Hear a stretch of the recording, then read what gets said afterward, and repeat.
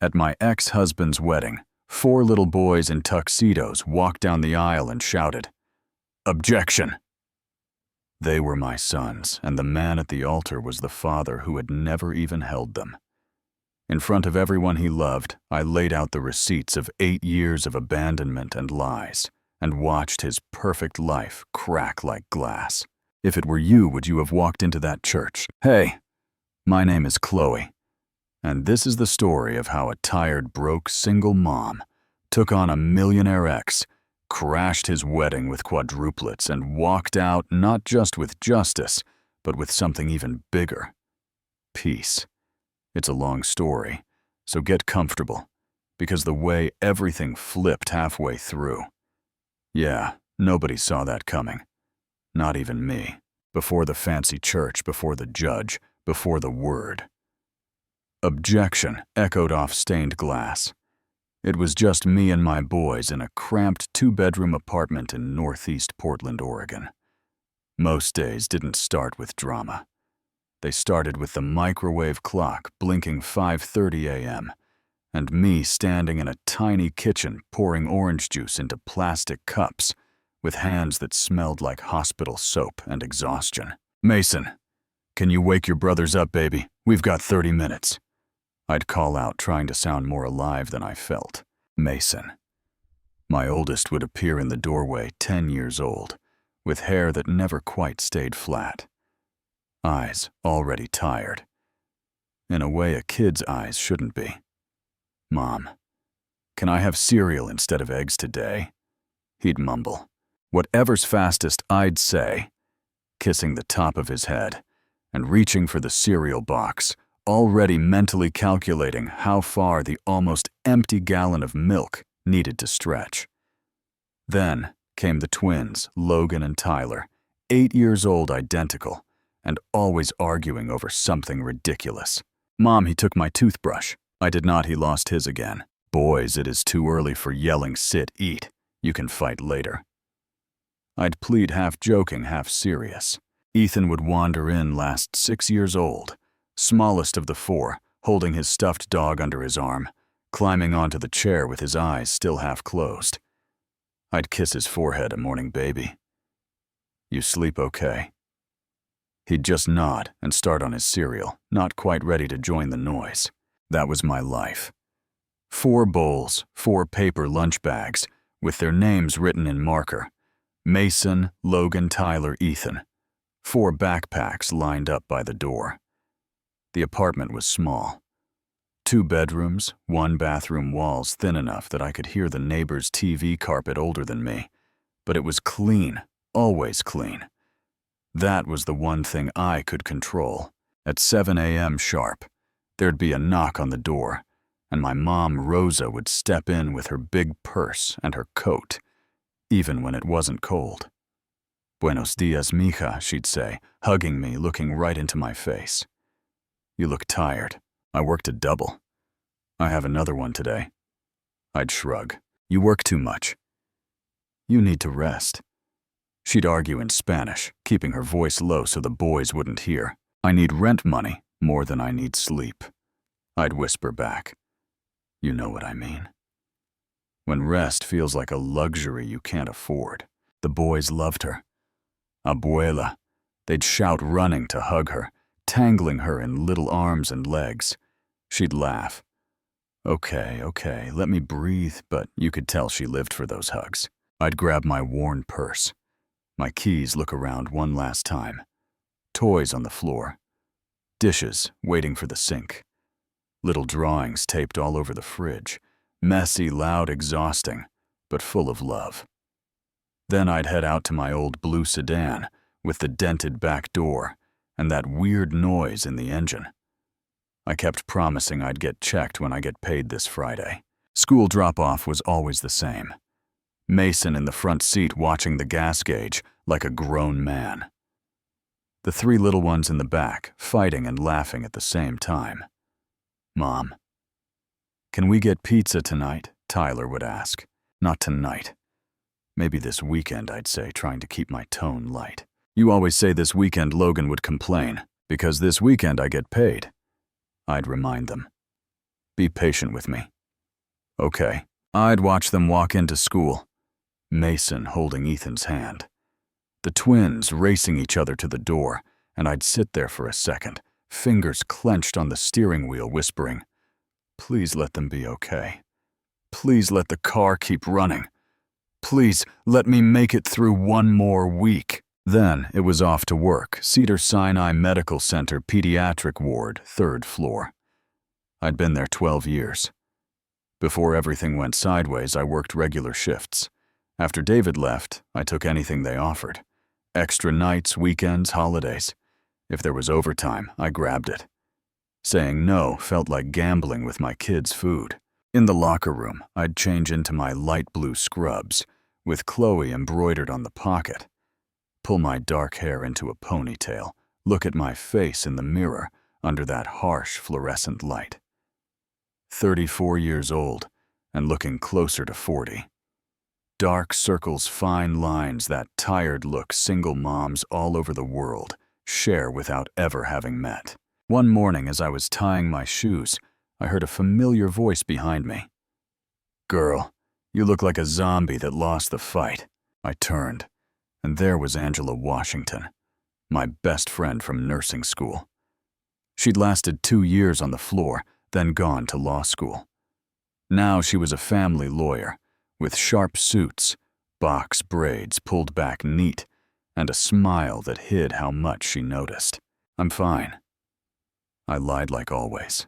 "How many hours you at this week?" she asked, leaning against the locker. "I don't know." 60, I said. Angela shook her head. "Chloe, this is insane. This is not sustainable. You need to file for child support.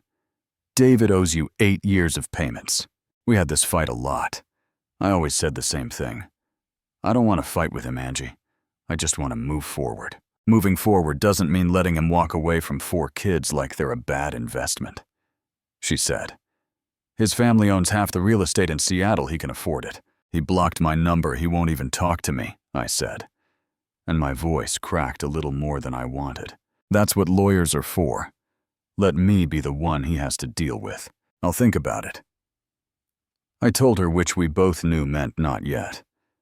Maybe you've been there waiting for some invisible line to be crossed before you finally stand up for yourself. I thought that line would be something big.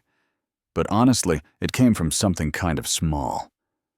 A notification on my phone in a dark parking lot. One evening after a 12-hour shift, I collapsed into my driver's seat and just sat there. Too tired to drive, scrolling mindlessly through social media, watching other people's vacations, dinners, affect families. And then, in the middle of all the noise, I saw his name.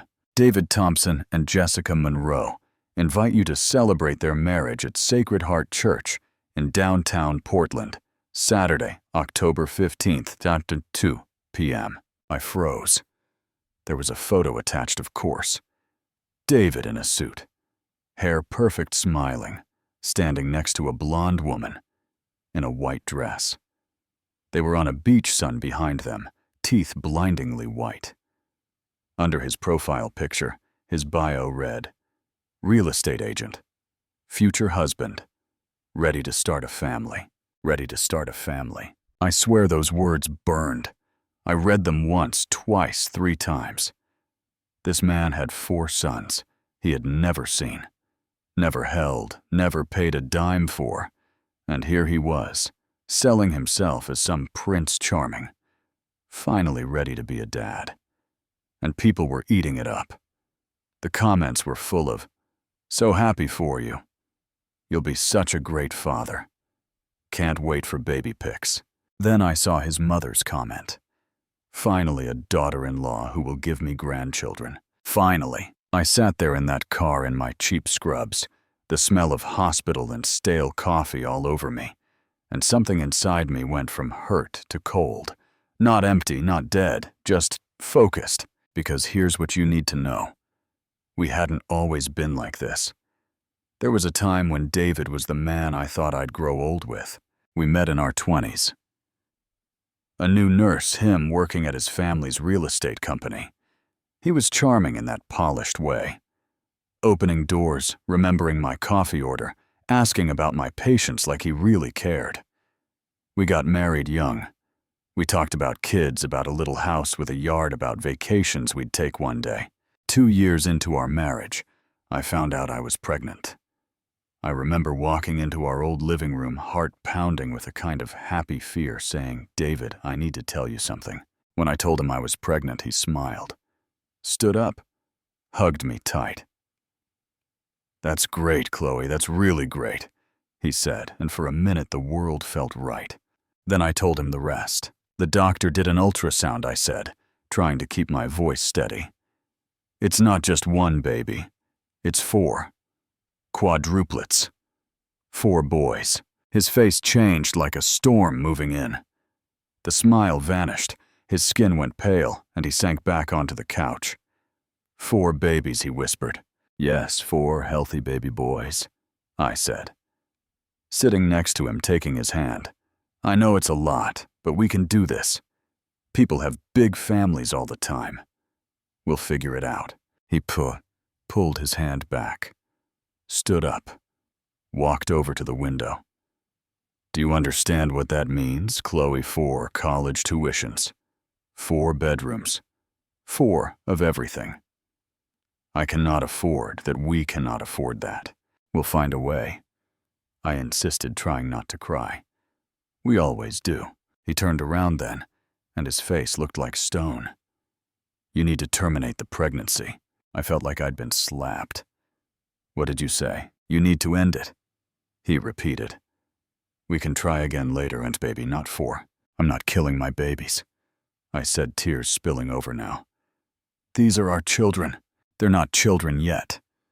You're only 8 weeks along," he argued. "You're being emotional. I am not ready to be a father to 4 kids. I never will be if you keep them." "I'm leaving." I wanted to believe he was bluffing.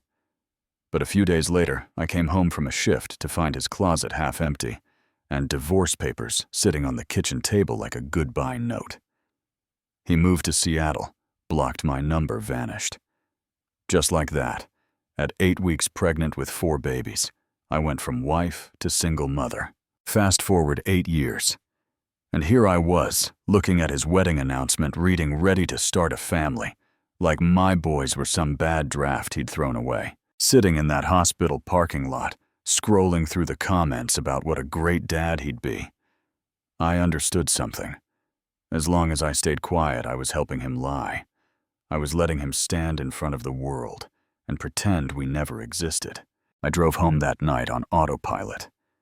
My mom had already fed the boys homework, covered the kitchen table cartoons, played softly in the background.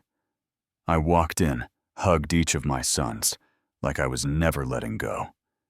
When they were finally asleep in their tiny shared room, I sat alone in the dark living room, with my laptop open to that wedding post, and a knot in my throat. At 5 a.m., with no sleep and too much anger, I called Angela. She answered on the 3rd ring.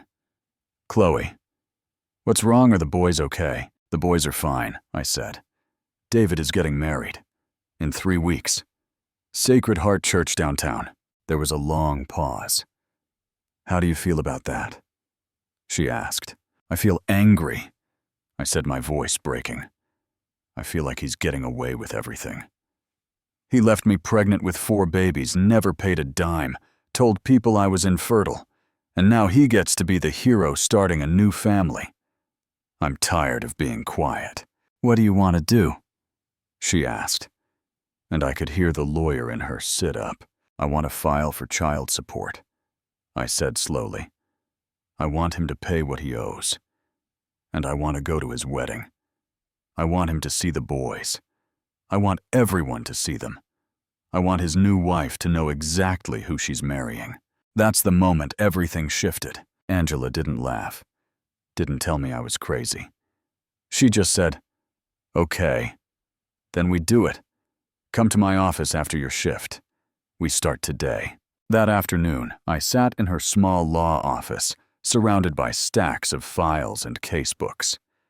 Angela pulled out a yellow legal pad and said, "Tell me everything from the pregnancy to now." I talked. She wrote, occasionally swearing under her breath when something hit her wrong. Then she did the math. Oregon guidelines wore kids about $2,000 a month. She murmured, punching numbers into her calculator. 8 years is 96 months, that's $192,000. With interest, we're looking at over $200,000 in back child support. I felt my head spin. $200,000. While I was working double shifts choosing between bills and groceries, he owed that much and paid nothing. Can we really make him pay that? I asked, almost afraid of the answer. We have birth certificates, hospital records. Those text messages you saved, she said. He cannot pretend they're not his, and if he tries, we'll do DNA testing. The law is on your side. Then came the part that turned this from just a legal case into a story people remember, and the wedding, she asked. What exactly do you want to do there? Walk me through it. I want to bring the boys, I said. I want them to walk into that church together. I want them to stand in front of him, so there's no way he can deny them. I want people to see his lies and my truth in the same room. Angela chewed on her pen cap. It's bold. It's risky. People might call you vindictive. I don't care anymore, I told her. He called me Barren while I was raising his 4 sons alone. He erased us. I'm done covering for him. Okay then, she said finally. We do it right. We prepare. But the boys need to understand what they're walking into. This isn't theater. This is their father. Their lives. That night over spaghetti and garlic bread, I sat my sons on the couch. Boys, I need to talk to you about someone, I said. They looked at me waiting. You know you have a father named David Thompson, I began. You've never met him because he left when I was pregnant with you. He moved away and never came back. Never. Why? Mason asked, eyes narrowing. Because he was scared and selfish, and he wasn't ready to be a father, I said, choosing my words carefully. That was not your fault, and it was not fair. I told them about the wedding, the church, the new wife. I watched their faces, confusion turning to anger, then to something harder. I want us to go, I said. I want him to see you. I want his family to know you exist. I want his new wife to know the truth before she spends her life with him. All I'm asking you to do is walk in together and stand in front of him. I'll do the talking. What if he doesn't want us there? Logan asked. He won't, I said honestly. This isn't about making him happy. This is about telling the truth. I want to do it, Mason said right away. Me too, Logan added. Me too, Tyler echoed, chewing his lip. Ethan looked from his brothers to me. If you're there, I'll do it, he said quietly. If it were your kids. Would you have asked them to do that? Or would you have kept them away and carried that burden alone a little longer? Do you think that's fair to put them in the middle like that? I still ask myself that sometimes.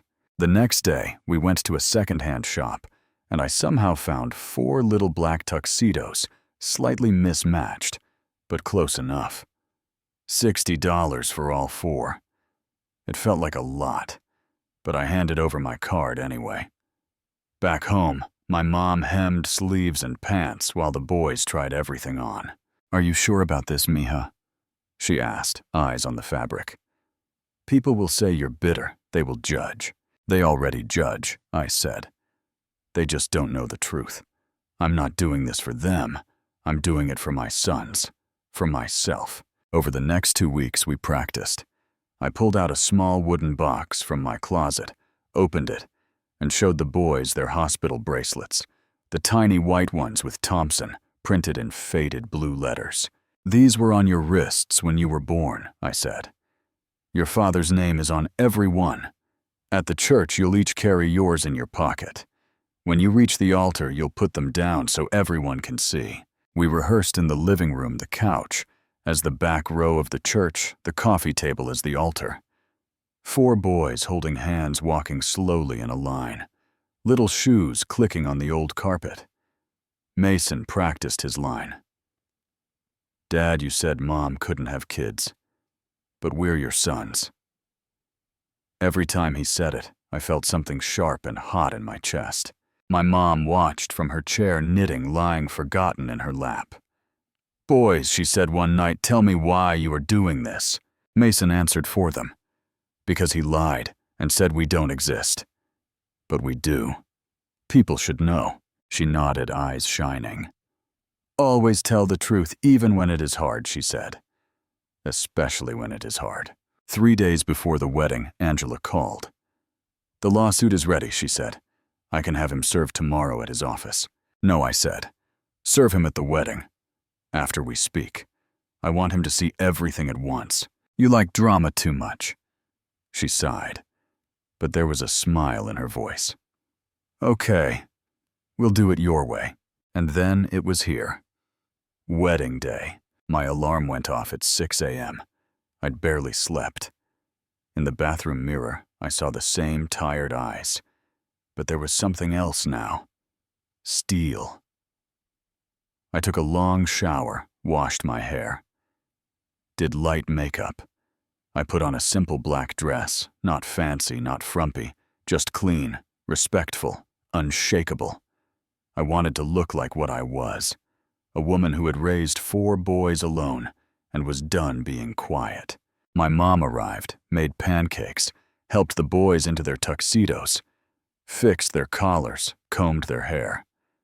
They stood in a line in the living room looking so grown up it made my throat close. "You all look so handsome," she said, wiping at her eyes. "I am proud of you." The drive to Sacred Heart was mostly silent. The sun was shining, leaves turning orange and yellow, that perfect fall day that people dream about for their weddings. In the back seat, Logan said, "Mom, my stomach hurts." "That's just nerves," I said. "I'm nervous too. It means what you're doing matters." "What if we mess up?" Schuyler asked. "You won't." I told him. "You just have to walk and hold hands. That's all." We parked a block away. I didn't want anyone to see my dented car next to their luxury vehicles. From where we sat, we could see the big white church, the tall steeple guests arriving in expensive clothes. At 1:30, a white limo pulled up, and Jessica stepped out in a beautiful dress, her bridesmaids surrounding her, all laughing, taking pictures. For a second, my heart twisted with guilt. She didn't ask for this, but she also didn't deserve a life built on a lie. At 1:45, I turned to the boys. "Okay," I said. "Here's the plan one more time. I go in alone. You stay here with the doors locked. When I open the back doors of the church wide, that's your signal. You walk in, hold hands straight down the aisle, just like we practiced. Mason, you speak first. After that, you put your bracelets on the altar. I will be right behind you the whole time." "Got it." "Yes, Mom," Mason said. "We can do it," Logan murmured. "Be brave," Tyler whispered again like a little mantra. "I'll be looking for you," Ethan said. I got out, grabbed the black folder with all the documents and the wooden box with the bracelets, and walked toward the church. My legs felt like they were made of rubber, but I kept moving. At the doors, a man in a suit with a clipboard stopped me. "Name?" he asked. "Chloe Martinez," I said, giving my maiden name. He checked the list, frowned. "I don't see that name." "I'm an old friend of David's," I said, forcing a little smile. "He told me I could drop by." He hesitated, then stepped aside. "Go ahead." Inside the church was even more beautiful. Stained glass windows, casting colored light over white flowers, and ribbons, soft organ music floating from the front. People mingled, whispering, taking pictures. I slipped into the last pew on the left, heart pounding in my ears. At 2 p.m., the music changed. Everyone stood. Jessica appeared at the back on her father's arm veil, down smiling from ear to ear. David stood at the altar looking like a magazine ad in his tux, that confident, polished smile plastered on his face. As she walked down the aisle, I watched his eyes. He wasn't looking for me. In his mind, I was a closed chapter, a sad story he'd already rewritten with himself as the victim. She reached him. They took each other's hands. The officiant started talking about love, commitment to family. I heard none of it, just my own breath, and the echo of ready to start a family in my head. "Jessica, please share your vows," the officiant said. She talked about him being her best friend, her partner promising to support him, to build a beautiful home, to have children with him, and grow old together. People dabbed at their eyes, smiled, nodded. David's mother beamed like a queen. Then it was his turn. "Jessica," he began, loud and smooth. "You are everything I have been waiting for. You are kind. You are beautiful. You are strong. I promise to be the husband you deserve, to build a life with you, to give you the family you've always wanted. And I promise to give you the children my barren ex-wife never could." Silence. The word hung in the air like a bad smell. Barren. A few guests shifted uncomfortably, glancing at each other. You could feel the awkwardness settle in. Jessica smiled and squeezed his hands, not catching it, or maybe choosing not to. I heard it clear as day. I stood up. Every head in the church turned toward the back row. People whispered, "Who is that? Do you know her?" The officiant froze. David's eyes found mine, and I watched all the color drain out of his face. That confident smile vanished. He actually took a step back. Without looking away from him, I walked slowly toward the big double doors at the back of the church. My hand closed around the handles. I took a breath, then pulled them both open wide. Sunlight flooded in, blinding for a second. And then clear and loud, in 4 different little voices, "Objection." Mason stepped into the doorway, then Logan, then Tyler, then Ethan, all in their black tuxedos. Hair slicked down. Hands joined tight. You could hear the collective gasp ripple across the pews. Some people stood up to get a better look. Who were those kids? Oh my God. The boys started walking down the aisle, just like we'd practiced in the living room. Small shoes clicking on the marble, the sound echoing in the shocked silence. I followed a few steps behind the black folder pressed to my chest. My heart pounding hard enough I thought it might knock me over. "David, who are they?" Jessica whispered, her bouquet shaking. He didn't answer. He couldn't. His mouth opened and closed like he was underwater. When the boys reached the front, they stopped 3 feet from the altar, lined up shoulder to shoulder. Mason took a step forward, tilted his head back to look at the man who should have been reading bedtime stories to him for the last 10 years, instead of vows to somebody new. "Dad," he said. And that one word shook the whole room. "You said Mom couldn't have kids. But we're your sons." The chaos that followed is hard to describe. People gasped, shouted, whispered. David's mother grabbed her husband's arm. "What did he say?" she cried. "Did he say sons?" David's brother stood up, staring between David and the boys, like he couldn't believe how alike they looked. Mason reached into his pocket, pulled out his tiny hospital bracelet, held it up for a moment so everyone could see, then turned and placed it carefully on the edge of the altar. Logan stepped forward, hands shaking, did the same. Tyler had tears in his eyes now, but he placed his bracelet down too. Ethan was last looking back at me once. I nodded. He walked up and laid his bracelet with his brother's. 4 little white bands lined up in a neat row, all with the same last name. Thompson. I stepped up, then my voice somehow steady, even though the rest of me was shaking. "My name is Chloe Martinez," I said, projecting so the people in the last row could hear. 8 years ago, I was married to David Thompson. We lived here in Portland. I was a nurse at Cedars-Sinai. He worked for his family's real estate company. We wanted children. We tried for children. You could have heard a pin drop. Then I got pregnant. I went on. We found out I was carrying quadruplets. 4 boys. I was so happy I thought he would be too. Instead, he told me to terminate the pregnancy, said 4 kids would ruin his life. I opened the black folder and pulled out printed pages. "These are the texts he sent me," I said, holding them up. I saved them. I read one out loud. "You need to terminate. 4 kids will ruin my life. If you keep them, I'm leaving." David's mother put a hand to her mouth. "David," she whispered. "He left," I said, looking right at her. "He moved to Seattle, blocked my number, never called again. For 8 years, I raised these 4 boys alone. While he told people I was infertile, that I couldn't have children, that I was crazy." I pulled out more papers. "These are their birth certificates," I said. "All 4 list David Thompson as their father. These are hospital records from the day they were born. His name is on every one. These are bank records showing 8 years of 0 child support. Not $1. That's when Angela stepped out from a pew 5 rows back in her navy suit folder in hand and walked calmly down the aisle. "My name is Angela Washington," she said. "I'm a family lawyer, and I represent Ms. Martinez. Legally, David Thompson owes over $215,000 in unpaid child support." The place exploded. People yelling, some swearing, some crying. David's brother pushed away from his pew and marched up. "What the hell did you do?" he shouted at David.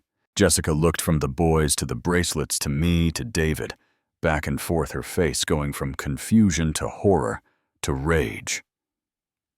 "You told me your ex-wife was Barren," she said, voice trembling. "You told me she blamed you for everything, that she was crazy.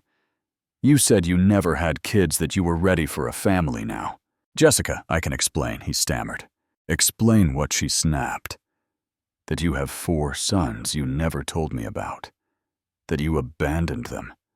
That you let their mother struggle alone while you played Prince Charming with me." Tears streamed down her face. She grabbed her bouquet and threw it at his chest.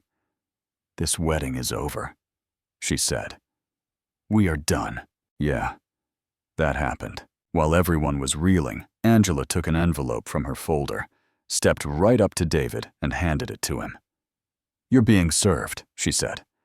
"That is a legal claim for 8 years of unpaid child support. You have 30 days to respond. If you don't, the court will garnish your wages." I put my hands on my son's shoulders. "Come on, boys, we're done here," I said softly. Mason picked up his bracelet from the altar. Then the others did too, tucking them back into their pockets. We turned and walked down the aisle together. On the way out, people reached for us. One older woman whispered, "You're very brave." Another man murmured, "He should be ashamed." Some hugged me. Some just shook their heads. We stepped out into the afternoon sun. The air felt different, sharper, like I'd been holding my breath for 8 years, and finally let it out. "Mom, are you okay?" Mason asked. I took a breath, looked at him, then at his brothers. "Yeah," I said slowly. "I think I am. Better than I've been in a long time." We could have gone home and collapsed, but something in me wanted to give them a piece of normal after all that. "How about Tony's Pizza?" I asked. 4 little faces lit up at once. "Tony's," they shouted. Tony's is this little spot in our neighborhood with red checkered tablecloths and photos of Italy on the walls. The kind of place that smells like garlic and tomato sauce the second you open the door. When we walked in, still in tuxedos, Tony looked us up and down and chuckled. "Why so fancy today, Martinez family?" he asked. "We went to a wedding," Ethan said simply. "A very interesting wedding," Logan muttered. "We ordered pizza, breadsticks, root beer, the works." For once, I didn't calculate every dollar in my head. My kids had just walked into a church full of strangers and told the truth to the man who abandoned them. They earned this. "Mom, did we do the right thing?" Mason asked, picking at a crust. "Yes," I said, with no hesitation this time. We told the truth. It was hard and it hurt, but lies hurt worse in the long run. Jessica deserved to know, his family deserved to know, and you four deserved to be seen. Will we see him again? Logan asked quietly. I don't know, I said. Now the court gets involved. A judge will read all the evidence. Your father will have to answer for what he did. Will he have to pay the money? Mason asked. Yes, I told him. The law says he has to. What will we do with it? Ethan asked, eyes wide. We'll get a bigger apartment, I said, already picturing it. So you can have more space. We'll fix the car. We'll save for your future. Things will be easier. Stick around, I'd say, right here, if this was a live video, because what happened next is where the story really flips. He didn't just get caught, he decided to fight back in a way I did not see coming.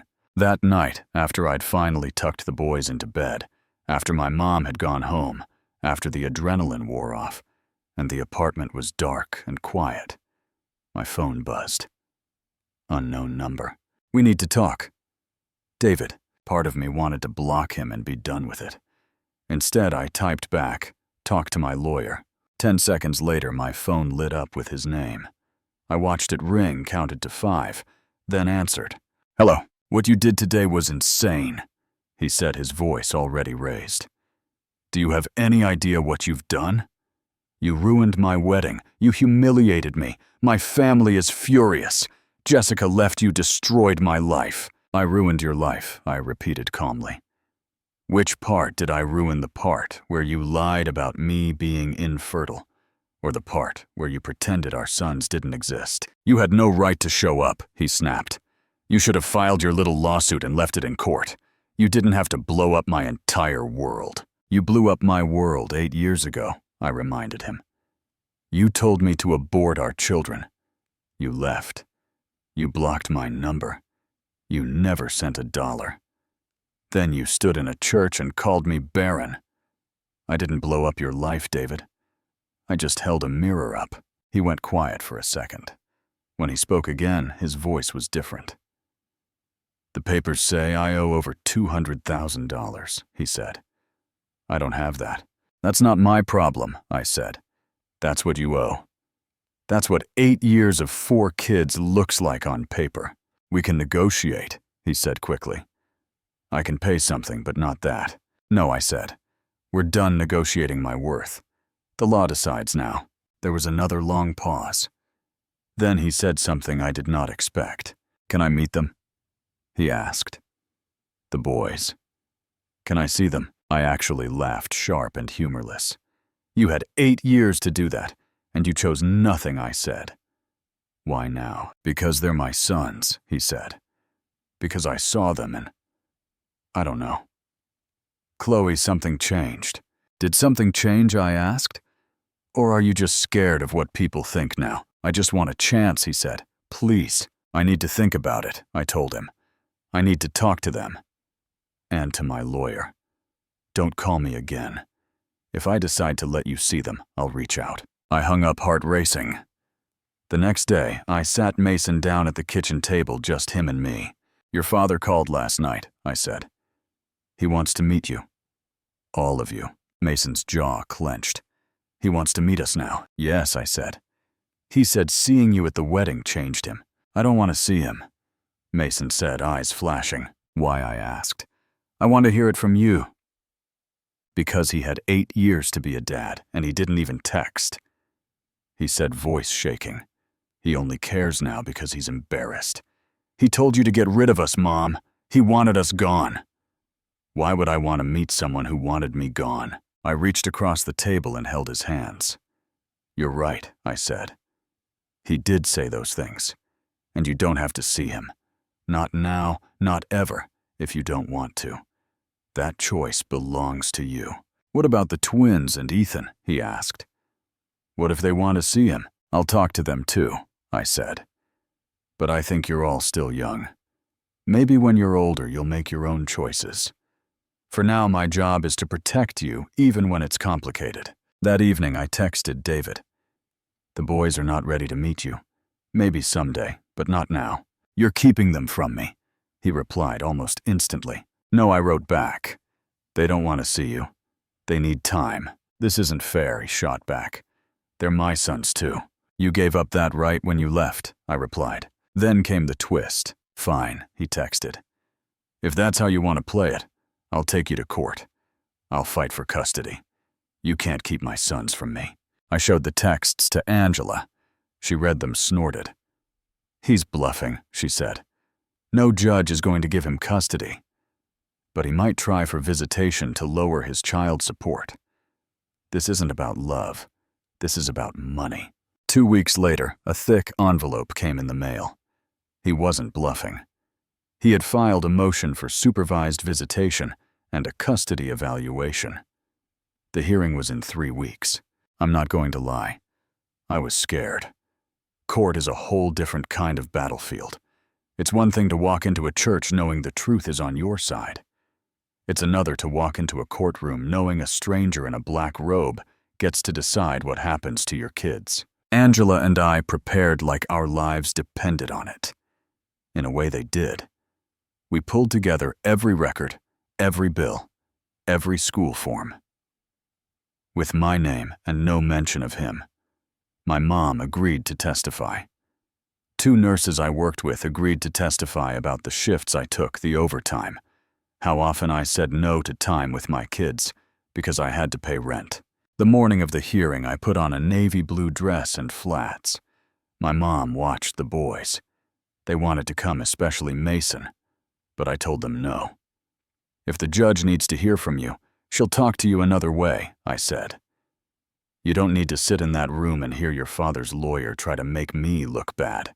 The courthouse was cold, all marble, and echoing footsteps. Angela met me at the door, calm as always. Inside the courtroom, David sat on one side with his expensive lawyer Richard Caldwell, looking polished and confident again, like the wedding had just been a bad day at the office. When the bailiff said, "All rise and judge," Patricia Morrison walked in. My knees shook. But I stood up straight. She was in her 50s, gray hair, pulled back glasses on the end of her nose. She looked like someone who had seen a lot and was tired of nonsense. She let Caldwell speak first. He painted David as a man who had made mistakes when he was young, who panicked, who now wanted to make things right, to be a father, to be involved to mend what he'd broken. He tried to make it sound like I was keeping the boys away out of spite. Then Angela stood. "Your Honor," she said, "my client is not trying to erase Mr. Thompson from his sons' lives. He erased himself 8 years ago. He paid no support, sent no cards, made no calls. He only filed for visitation after we filed for over $215,000 in back child support. This is not about love. This is about money and damage control." The judge turned to David. "Mr. Thompson." "Please stand," she said. "Did you pay any child support in the last 8 years?" "No, Your Honor," he said. "Did you send birthday cards, Christmas gifts, letters, emails, any communication?" "No, Your Honor." "Did you block Ms. Martinez's phone number after she refused to terminate the pregnancy?" she asked. He hesitated. "Yes, Your Honor." "Did you refer to her as Barren at your recent wedding?" she continued. He flushed. "It was a joke, Your Honor. It came out wrong. In front of a church full of people," she said sharply. "And did you, or did you not, have text communications telling her to end the pregnancy because 4 children would ruin your life?" He shifted. "I was scared," he said. "I said things I regret." She looked down at the stack of documents Angela had submitted, flipped through a few pages, then sighed. "I've heard enough," she said. She denied custody flat out. "You have shown no evidence. You are a fit custodial parent," she said. "You abandoned these children, provided no support, and attempted to pressure their mother into terminating the pregnancy. You do not suddenly get to show up and demand joint decision-making because you are embarrassed." As for visitation, she surprised me again. At this time, she said, "I am also denying your request for visitation. However, if you fulfill your child support obligations consistently for 6 months and can demonstrate genuine change, you may petition again for supervised visitation." At that time, I will also consider the wishes of the children themselves. They are not infants. Their voices matter. Then she turned fully to the financials. Regarding support, she said, I'm granting the full amount requested, $215,000 in back child support, plus ongoing monthly support. Your wages will be garnished directly. Additionally, you will pay Ms. Martinez's legal fees. Bang. Gavel. Just like that, 8 years of weight lifted off my shoulders. I started crying, not from sadness, just from relief. Angela squeezed my hand. You did it, she whispered. You really did it. Outside the courtroom in the hallway, David tried one last time. Chloe. Please, he said, stepping in front of me. I'm sorry. I know I messed up. I want to fix it. I believe you're sorry you got caught, I said.